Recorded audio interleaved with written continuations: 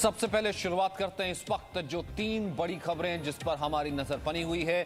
हम शुरुआत करते हैं तीन बड़ी खबरों पर इस वक्त हमारी कवरेज कैसी रहेगी। नंबर एक, चीन की जासूसी का हमने आपको बताया भंडाफोड़ हुआ है, जिसमें 10,000 ऐसे नाम हैं।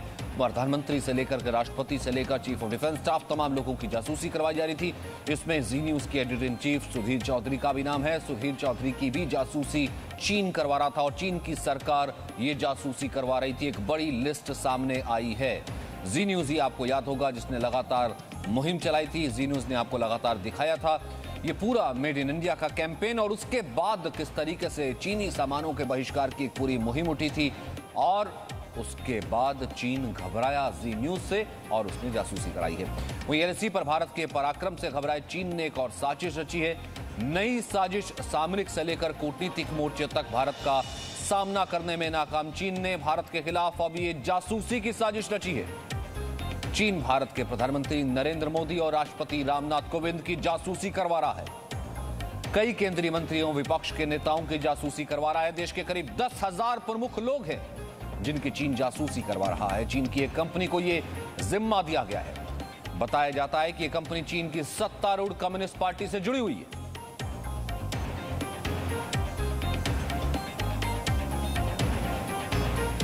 चीन की झेन्हुआ डाटा इंफॉर्मेशन टेक्नोलॉजी है जो ये डाटा इकट्ठा कर रही है, जिसके एक ईमेल से लीक हुई है पूरी इंफॉर्मेशन कि किस तरीके से चीन की एक कंपनी तमाम ऐसे हैंडल्स हैं, तमाम ऐसे लोग हैं जो कि इन्फ्लुएंस हैं, उनके ऊपर नजर रख रही है, उनकी जासूसी करवा रही है। वह चीन ने जी न्यूज की भी जासूसी करवाई है। जी न्यूज के न्यूज रूम में चीन ने घुसपैठ की कोशिश की है। चीन ने जी न्यूज के editor in chief Sudhir Chaudhary की भी जासूसी करवाई है। चीन के सामान के खिलाफ, जैसा मैंने आपको पहले भी बताया, याद होगा जी न्यूज ने, सुधीर चौधरी ने मुहिम चलाई थी, मेड इन इंडिया मुहिम, और एक अपील पर करोड़ों लोग साथ जुड़ गए थे। तो इससे जाहिर सी बात है चीन नजर रखना चाहता था, चीन देखना चाहता था ऐसी कौन से इन्फ्लुएंशियल लोग हैं जिनके एक अपील पर ऐसे करोड़ लोग साथ जुड़ गए थे। चीन को आर्थिक स्ट्राइक तक का सामना करना पड़ा था। वहीं एलएसी पर आपने जी न्यूज के लगातार रिपोर्टिंग देखी। जी न्यूज ने सबसे पहले आपको गलवान के बलवान की गाथा बताई थी कि किस तरीके से चीनी सेना को नुकसान हुआ है। ग्लोबल टाइम्स लगातार लिख रहा था कि ऐसा नहीं है। हमने वो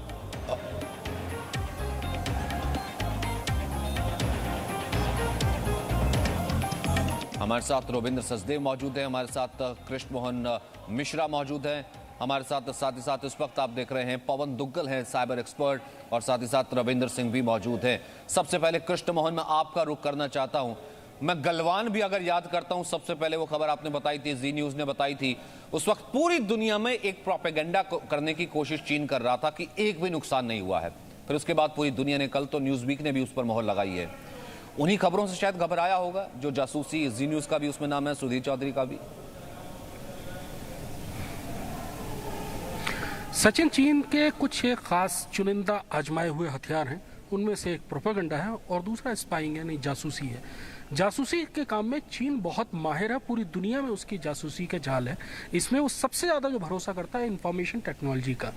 कुछ साल पहले ही एक रिपोर्ट आई थी जो इंडिया के अलग अलग भारत की जो खुफिया एजेंसियां हैं उनकी रिपोर्ट थी कि चीन किस तरह से कंप्यूटर हार्डवेयर की जो भी चीजें चीन से आती हैं उनका इस्तेमाल स्पाइंग के लिए, नजर रखने के लिए किया जा सकता है। ये जो अभी ताज़ा मामला आया है इसमें डाटा कलेक्शन किया गया, यानी कि हर आदमी की एक प्रोफाइलिंग की गई। जो भी वीवीआईपी है या जो भी एकेडमिशियन है, जो भी लेखक है, पत्रकार है, बिजनेसमैन है, सैनिक अधिकारी है, उसकी प्रोफाइलिंग की गई कि उसका रुख क्या है, कैसे सोचता है, क्या भविष्य में काम करने की योजना रखता है, किन किन चीज़ों के बारे में वो दिलचस्पी रख रहा है। उससे उस व्यक्ति के बारे में बहुत सारी चीज़ें पता लगती हैं। जो रिसर्च, मिसाल के तौर पर अगर जी न्यूज़ में कोई रिसर्च हो रही है, वो रिसर्च चीनी प्रोडक्ट्स के बारे में है, तो चीन को वो डाटा मिलता है तो उसको अंदाजा लगाना मुश्किल नहीं होगा कि अगली एक मुहिम फिर से लॉन्च होने वाली है जो चीन के प्रोडक्ट का विरोध करेगी, और उसमें वो डैमेज कंट्रोल कर सकता है, अपनी चीजें पहले से शुरू कर सकता है, उससे बचने की तैयारी कर सकता है। चीन का और राजनीतिज्ञों की जासूसी चीन हमेशा पूरी दुनिया में इसलिए करता है क्योंकि उनको वो अपने हिसाब से ढाल सके, जो उसकी विचारधारा के समर्थक नहीं है उनको किनारे करने में मदद कर सके, और जो उसकी विचारधारा का समर्थन करते हैं उनको ऑब्लाइज कर सके, उनको उपकृत कर सके, उनको किसी भी तरह और और ज़्यादा इन्फ्लुएंशियल बना सके। ये एक चीन का ग्लोबल खेल है। आज की तारीख में चीन के बढ़ते हुए कदमों को अगर कोई देश रोक सकता है और रोक रहा है वो भारत है, और पूरी दुनिया इस समय ये बात जानती है कि चीन को अगर कोई देश रोक सकता है बढ़ते हुए कदमों को तो वो भारत है। इसलिए चीन के निशाने पर भारत का हर वो, जैसा आपने पहले भी बताया, जो चीन के खिलाफ, जैसे आपने पहले भी बताया कि भैया अगर वो इंडस्ट्रियलिस्ट है, वो बिजनेसमैन है, तो चीन कहीं ना कहीं देखेगा कि मेरी कंपनी को कहीं यहाँ नुकसान तो नहीं हो रहा, मेरी कंपनी को टेंडर मिल रहा है कि नहीं मिल रहा। सेम वो जर्नलिस्ट को, जैसा हमने सुधीर चौधरी का नाम लिया, सेम वो पॉलिटिशियंस को देखता है कि वो क्या स्ट्रेटजी बना रहे हैं। तो पवन दुग्गल साहब, ये इंफॉर्मेशन वॉर नहीं है तो और क्या है? आई मीन सिक्योरिटी फोर्सेज अगर खड़ी हैं LAC पर अगर चीन ने 10,000 तरीके के एक हैंडल से वो जासूसी करवा रहा है तो ये भी तो एक वॉर ही हुआ ना सर। देखिए, ये आजकल आज के आधुनिक युग का आधुनिक वॉरफेयर है, जिसे हम हाइब्रिड वॉरफेयर बोलते हैं, जहां पर ट्रेडिशनल वॉरफेयर के साथ साथ इरेगुलर वॉरफेयर और साइबर वॉरफेयर और फेक न्यूज का मिश्रण होता है। अब देखिए, चीन समझ तो गया है कि देखिए जी, अगर हम मिलिट्री एक्शन लेंगे तो उसके बहुत परिणाम होंगे, वो लेना नहीं चाहता, लिहाजा वो कहीं ना कहीं भारत की जो लीकिंग इकोसिस्टम है उस पे टारगेट करना चाहता है। काफी हद तक वो कामयाब भी रह चुका है। पहले ये चाइनीज एप्स और अभी चाइनीज फोन्स और चाइनीज CCTV कैमरास लगातार भारत से डेटा एकत्रित करके चीन भेजते हैं ताकि उनका विश्लेषण हो सके।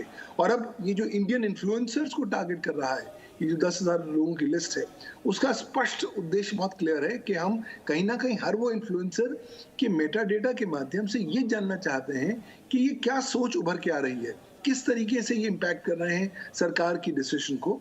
और मुझे लगता है कि ये मेटा डेटा कोई कलेक्ट करना कोई बहुत बड़ी बात नहीं होती।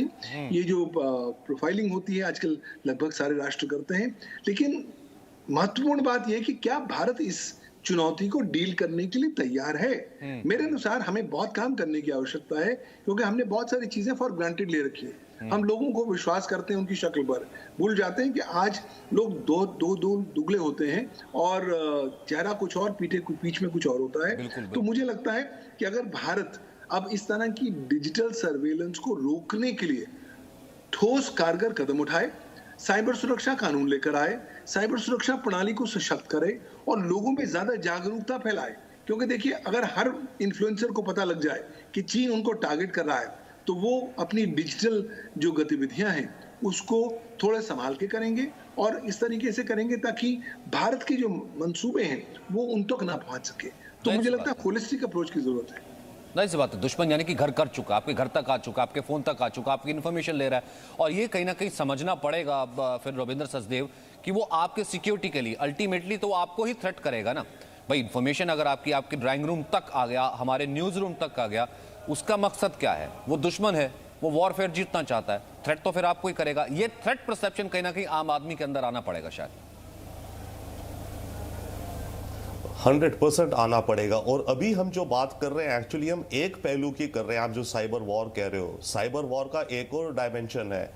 वो दूसरा डायमेंशन ये है कि अटैक कर करके आपका पावर ग्रिड कोलैप्स कर दे, कम्युनिकेशन सिस्टम पे अटैक करके आपकी जो एयरक्राफ्ट की फ्लाइंग है, एयर कंट्रोल टावर्स, उनकी कम्युनिकेशन जैम हो जाए। 7-8 साल या 9 साल पहले नॉर्थ इंडिया में मेरे ख्याल से हमारा ग्रिड फेलियर हुआ था कि पूरा का पूरा आधा से ज्यादा भारत एकदम डार्क हो गया था, शायद याद हो आपको। उसमें भी शायद मेरे को ध्यान नहीं, बट आई थिंक ये कहा जा रहा था कि चाइनीज इंटरफेरेंस है। तो दुनिया में ये एक अलग पहलू है जिसके लिए मैं पूरा तैयार होना है। घर पे बैठे केवल हमारे फोन पे नहीं, घर पे मेरी बिजली बंद हो जाएगी। ओके, ये वॉरफेयर है। नाउ कमिंग टू अभी वाला जो किस्सा है इंफॉर्मेशन वाला, इसमें मैं आपको छोटा एग्जांपल देता हूं। देखिए, अब उन्हें पता है कि सुधीर चौधरी कौन कौन सी वेबसाइट्स विजिट करते हैं, उन्हें पता है सुधीर चौधरी सर्च कैसे करते हैं। भाई हर एक की आदत होती है, आप गूगल पे जाके कोई कीवर्ड्स डालते हैं, आपकी कोई फेवरेट वेबसाइट होती है उस दिन की न्यूज़ के लिए, New York times, wall street journal, आपने सुबह उठ के 5 वैसे अखबार पढ़ने हैं मानो। अब अगर उनको ये पता है तो वो ये क्या करते हैं कि आपकी इंफॉर्मेशन डाइट को इन्फ्लुएंस करते हैं कि आप क्या पढ़ रहे हैं, उन्हें पता है, राइट। तो वैसी वेबसाइट्स पे उस तरह की इंफॉर्मेशन हो तो आपने वो इंफॉर्मेशन पढ़ी तो आपका विचार भी तो वैसा का वैसा बना। अब ये विचार वो डिविजिव डालते हैं, डिवाइड करने वाले डालते हैं। उन्हें पता है कि सुधीर जी इस तरह की वेबसाइट्स पे जाते हैं, ऐसे न्यूज पढ़ते हैं, वहां पर अब कुछ फेक न्यूज वो डलवा दे जो कि ये बंदा सोचे हाँ सच है, उसको इतना ट्रस्ट करता है, वो उस पर विचार करना शुरू कर दे। दूसरी तरफ वो किसी और के में कोई और इंफॉर्मेशन डलवा दे। तो सोसाइटी के अंदर डिविजन्स, सोसाइटी को बांटना, ये बड़ी कॉमन सी एक स्ट्रैटेजी हो सकती है। काफी और स्ट्रैटेजीज यूज करी जा सकती है ऐसी इंफॉर्मेशन के साथ। और आज की तारीख में डेटा को स्टोर करना बहुत सस्ता है, टेराबाइट्स का कुछ खर्चा नहीं है, राइट। जितना भी डेटा इकट्ठा करते रहो और आर्टिफिशियल इंटेलिजेंस उस डेटा माइनिंग करे, और हमें खुद नहीं पता होता कि उस डेटा माइनिंग से किस किस तरह के लिंकेजेस निकल के आते हैं। तो इस समय डेटा स्टोर करते जाना और उसको माइन करते जाना, उसके बेस पे इंफॉर्मेशन फीड करने के प्रयास करना। इंफॉर्मेशन डाइट आपकी और मेरी और हम सब व्यूअर्स की एक डाइट है जो हम रोज जैसे खाना खाते हैं, अब आज की तारीख में वैसे इंफॉर्मेशन लेते हैं।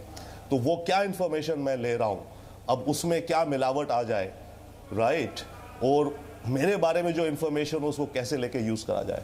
सॉरी। बिल्कुल ठीक है। और जीजी द्विवेदी साहब, यही तो बात है ना। रविंद्र, मैं आपके पास आता हूं, लेकिन जीजी द्विवेदी साहब वो सिर्फ इतना नहीं देख रहा कि जैसे इन्फॉर्मेशन वॉरफेयर है, वो तो फिर ये भी देखता ना कि इनमें से मेरे पॉइंट का अगर एक भी कोई मोल मिल गया, मेरे पॉइंट का कोई एक भी ऐसा हैंडल मिल गया, फिर मैं तो उसको उसी के देश में उसी के साथ रह करके अटैक विद इन सिस्टम कर सकता हूं ना। देखो सचिन, आपके चैनल ने एक बहुत ही अहम मुद्दा उठाया है। मेरा अपना अनुभव है चाइना के बारे में, मैं वहाँ डिफेंस अटैची भी रह चुका हूँ। देखिए, चाइना का जो सिस्टम है ना, सिक्योरिटी सिस्टम या स्पाइंग सिस्टम, वो दुनिया में सबसे मजबूत है। चाहे आप सीआई का मुकाबला ले लें या केजीबी के, उससे 2 कदम आगे है। और इसका सारा कंट्रोल जो है वहाँ है मिनिस्ट्री ऑफ स्टेट सिक्योरिटी, वो इसको सारे को कंट्रोल करती है। और उनका काम है स्पाइंग करना, स्पाइनेज करना और काउंटर इंटेलिजेंस का सारा रोल उनका है। देखो, अभी जो चीन की स्ट्रेटजी है उसको हम बोलते हैं ग्रे जोन स्ट्रेटजी, यानी कि बुलेटलेस वॉर। कि उसमें आपको पता है कि चाइना ने 1979 के बाद कोई गोली फायर नहीं की, पर वो ग्रे जोन फायर पर बहुत माहिर है। ग्रे जोन वॉरफेयर में साइकोलॉजिकल वॉरफेयर है, हाइब्रिड वॉरफेयर है, साइबर वॉरफेयर है। और आपको 2-3 चीज़ें ये मैं बताना चाहता हूँ कि सबसे पहले उनका एक लॉ पास हुआ था 2017 में, जिसमें हर एक चाइनीज कंपनी को ये एक वचनबद्ध है कि वो इंफॉर्मेशन जो है वो चाइना को जो MSS जो है मिनिस्ट्री ऑफ स्टेट सिक्योरिटी को देंगे। ये उनका एक लॉ पास हुआ है। और उसमें देखो, यदि हुआवेई है, इसके जो फाउंडर थे वो जो है वो रन चिंग फेई हैं, वो PLA के डिप्टी कमांडर रह चुके हैं। तो बहुत सी जो सीईओ हैं वो PLA के साथ को नाता रिश्ता है, तो वो इनको इंफॉर्मेशन फीड करते हैं। और चाइना की स्ट्रेटजी है माइंड वॉरफेयर। अगर आप किसी के सोच बदल सकते हैं, किसी के आप दिमाग में घुस सकते हैं, तो आप सब कुछ जीत सकते हैं। और आपको ये पता होना चाहिए, आपके दर्शकों को भी, कि देखो ये यहाँ के स्टूडेंट भी स्पाइंग करते हैं, इनकी जो साइंटिस्ट जाते हैं वो भी स्पाइंग करते हैं। तो चीन का स्पाइंग करना और एक किस्म का साइकोलॉजिकल वॉरफेयर करना इसका मेन हथियार है। और इसमें सारी कंपनियां जुटी हुई हैं। और हमें बहुत ही एक क्या कहते हैं सिस्टम बनाना चाहिए इसके विरुद्ध। ठीक है, 2 बातें निकली द्विवेदी साहब। आपने कहा कि एक तो सिस्टम बनाना चाहिए, वो तो इस स्पाई एजेंडा पर लगातार लगा रहा है, वो इससे बड़ी ही साजिशें रचेगा। और जैसा कि पवन दुगल ने भी कहा कि साइबर सुरक्षा कानून जो है वो करना चाहिए। अब रविंद्र, मेरा यही है, इस कारण से मैं सबसे लास्ट में आना चाहता था। सरकार से अब से ही मैंने देखा कि तमाम लोग सवाल पूछने लगे हैं कि वो कैसे सुनिश्चित करेगी कि इंफॉर्मेशन लीक ना हो, वो कैसे सुनिश्चित करेगी कि इसके ऊपर कोई एक्शन हो या फिर पकड़ा जाए। क्या इसके ऊपर कोई बात? देखिए सचिन, सरकार तो अपनी तरफ से एक्शन ले रही है। आपने देखा कि लगभग 225 चाइनीज ऐप, डुप्लीकेट और ओरिजिनल, सब पर पाबंदी लगाई गई। एक चाइनीज नागरिक को गिरफ्तार किया गया जो यहाँ हवाला और दूसरे जासूसी कामों में लगा हुआ था। इसके अलावा जितने भी यहाँ पर चाइनीज जो और कंपनियाँ यहाँ पर आती है, जैसा कि बताया भी गया और हकीकत भी है कि चीन ने एक नियम भी पास किया था कि जो भी चीन से बाहर कंपनियां इन्वेस्ट करेगी किसी भी कंट्री में, वो PLA को जो भी जरूरत होगी उसको सहयोग करेगा, यानी उसको इन्फॉर्मेशन देगा, जासूसी करेगा। और ये वर्ल्ड वाइड चाइना कर रहा है। इसलिए आप देखिए कि चीन का आज पाकिस्तान, नॉर्थ कोरिया को छोड़कर कोई उसका सहयोगी नहीं है। भले ही वो अपने इन्वेस्टमेंट के जरिए किसी को गुलाम बनाने की कोशिश कर रहा है, छोटे छोटे देशों को, लेकिन असली बात यह है कि हमारे जो 10,000 लोग।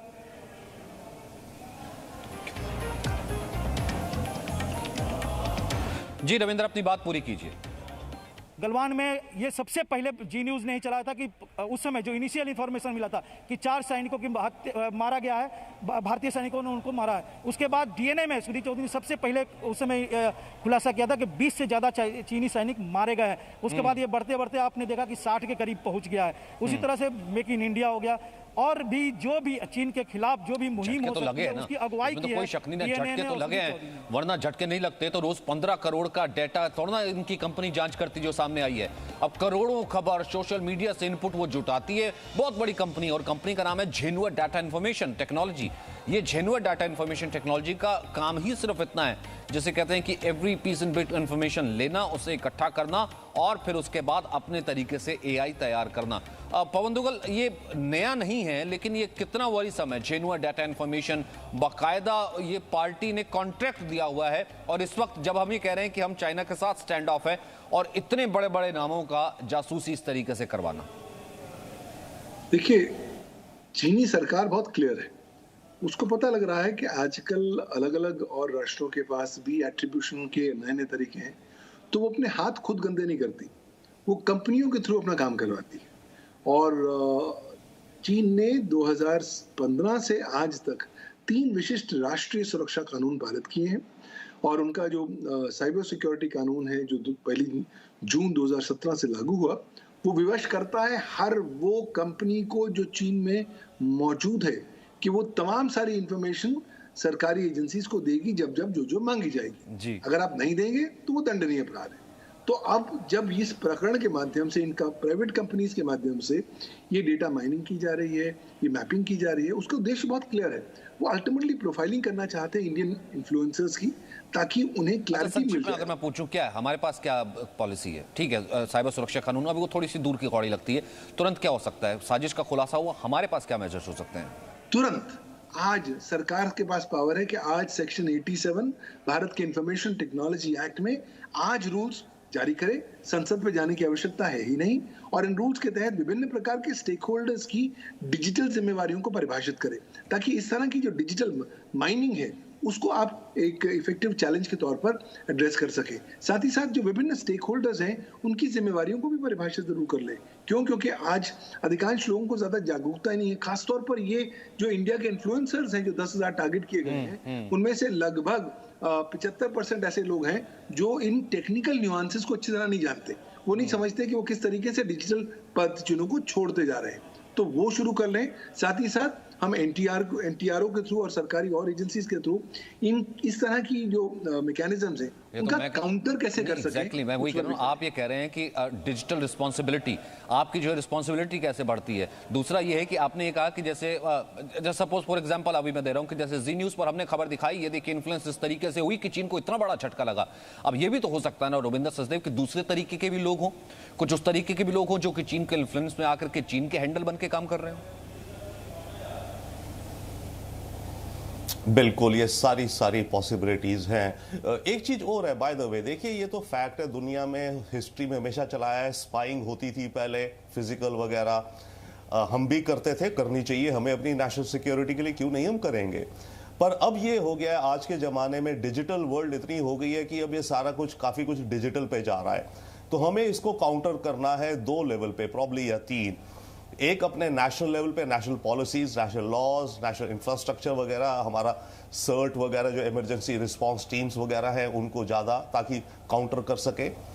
ये एक दूसरा ऑब्वियसली पर्सनल रिस्पॉन्सिबिलिटी, जैसे अभी दुग्गल साहब बता रहे थे, उसमें एक और बड़ी अहम बात इन्होंने कही, इंपॉर्टेंट है कि देखिए काफ़ी लोग जो ऐसे टारगेटेड है, दे मे नॉट भी बहुत ज़्यादा टेक्नोलॉजी सैवी, राइट, तो वो लूपहोल्स मिल जाते हैं। Exactly. अब आप जैसे एक और बात कीजिए इन्फ्लुएंसिंग की, जैसे आपका जी न्यूज है for example, right now American elections आ रहे हैं, अमेरिकन इलेक्शंस में एनआरआईज के वोट कुछ तो मैटर करेंगे, राइट। जी न्यूज सबसे ज्यादा देखे जाने वाला अमेरिका में हिंदी चैनल होगा शायद, राइट। तो अब चाइना का ये इंटरेस्ट है अमेरिका में कि ट्रंप आए या बाइडेन आए, उनके लिए वो किस तरह की इंफॉर्मेशन आपको यहाँ फीड करना शुरू कर दें ताकि आपकी स्टोरीज उस एंगल से चली जाए। तो ये मल्टीपल लेयर्स हैं जो कि इसको इन्फ्लुएंस करा जा सकता है और इससे हम बच भी नहीं सकते। आप क्या बेसिकली कंट्रोल करना कि आप क्या पढ़ें, आप क्या देखें, वो एक तरह से अपने हाथ में लेने की कोशिश है। और जैसे आपने कहा कि डिजिटल वॉरफेयर नहीं है तो और क्या है। और ये जो हमने मुहिम चलाई थी, मुहिम से कैसे इन्फ्लुएंस हुए और मुहिम के बाद कैसे जो है एक अपील से करोड़ों से ज्यादा मिस्ड कॉल आ गई, एक बार वो देखते हैं कि वो अपनी मुहिम कैसे शुरू की थी। और फिर आज हमने देखा तभी जी न्यूज के न्यूज रूम तक जो है चीन जासूसी की हालत में ये पहुंच गया। मेड इन इंडिया मुहिम की शुरुआत की है। जी न्यूज आपको एक ऐसा मंच दे रहा है जिसके जरिए आप चीन के खिलाफ बिना बंदूक उठाए एक सैनिक की भूमिका निभा सकते हैं। यह अपने आप में दुनिया का सबसे बड़ा ओपिनियन पोल है। मेड इन इंडिया मुहिम की शुरुआत की है। जी न्यूज आपको एक ऐसा मंच दे रहा है जिसके जरिए आप चीन के खिलाफ बिना बंदूक उठाए एक सैनिक की भूमिका निभा सकते हैं। यह अपने आप में दुनिया का सबसे बड़ा ओपिनियन पोल है। चीन के खिलाफ आप बिना हथियार उठाए एक सैनिक की भूमिका निभा सकते हैं। और देखिए पत्रकार जिसे कहते हैं कि जब उसने अपील की तो बिना तलवार उठाए उसकी ताकत का एहसास चीन को ऐसा हुआ कि चीन को जासूसी तक करवानी पड़ गई। एक मुहिम से इतना डर गया चीन, उसे लगता कि ना जाने दोबारा ऐसी कौन सी मुहिम जी न्यूज शुरू कर दे जिससे इतना बड़ा उसे झटका ना पड़ जाए। एक छोटा सा ब्रेक, वापस आ रहे हैं। Presenting the News app available on Google Play and App Store. Download it now.